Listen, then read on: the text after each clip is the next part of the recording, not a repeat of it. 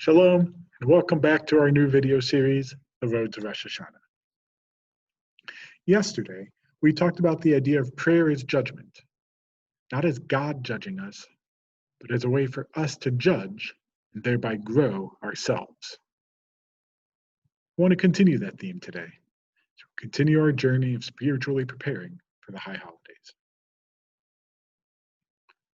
One of the highlights of every high holiday service is Avinu Malkeinu. This prayer, which traditionally traces itself to the 2nd century CE, when Rabbi Akiva used this formula to successfully pray for rain during a drought, has taken on a life of its own, having evolved over the centuries to the form we have today. And even someone like me, who likes to modernize tunes and who often speaks of the need for the tradition to evolve, cannot fathom the idea of not hearing the opening notes on the high holidays. Avinu Malkeinu.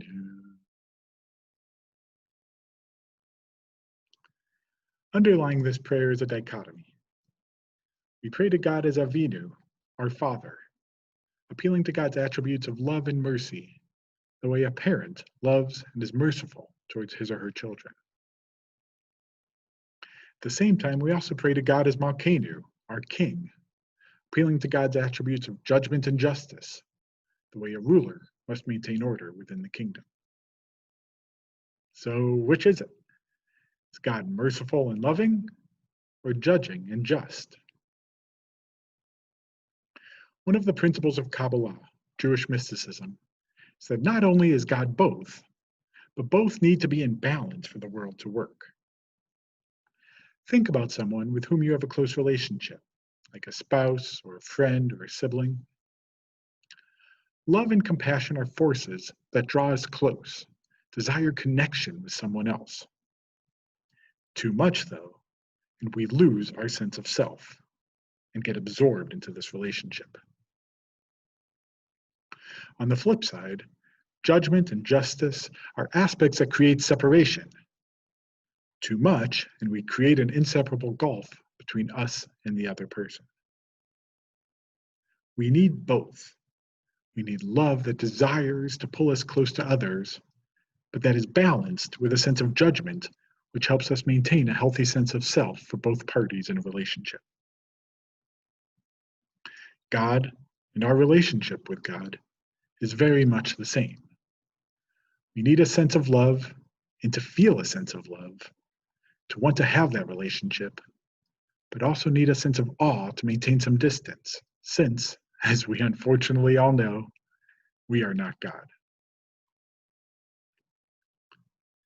Many of us want God to be either a loving parent or a firm ruler. But God inherently is complex and multifaceted.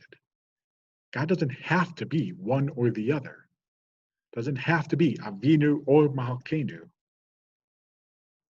God can be both. This seems difficult, but really it shouldn't. After all, we humans are complex and multifaceted, loving and compassionate, but also judging and just. Therefore, why shouldn't God, in whose image we are created, be at least as complex and multifaceted as we are? As we approach the high holidays in this particularly memorable prayer, may we learn to not only embrace the complex natures of ourselves and our fellow human beings, but of God as well, understanding God can be more than any one thing for any one of us. Thanks for joining us today, and I hope you'll come back tomorrow for our next step in the road to Rosh Hashanah.